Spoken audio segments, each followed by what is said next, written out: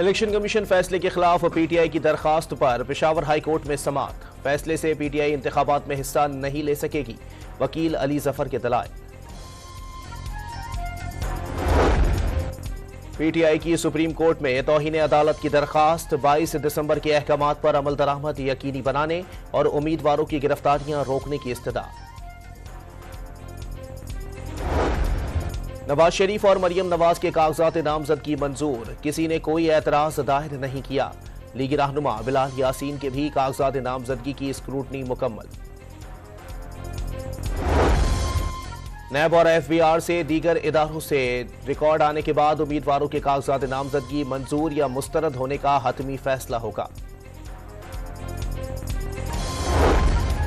लाहौर और कंबर शहदाद कोर्ट में लाड़काना में कई कौमी और सूबाई असम्बलियों के उम्मीदवार बिजली के नादहिंदा निकले।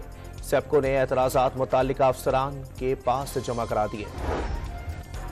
आईजी और डिप्टी कमिश्नर इस्लामाबाद को हटाने पर सेक्रेटरी एस्टैब्लिशमेंट ने इलेक्शन कमीशन से नजरसानी की दरखास्त दायर कर दी।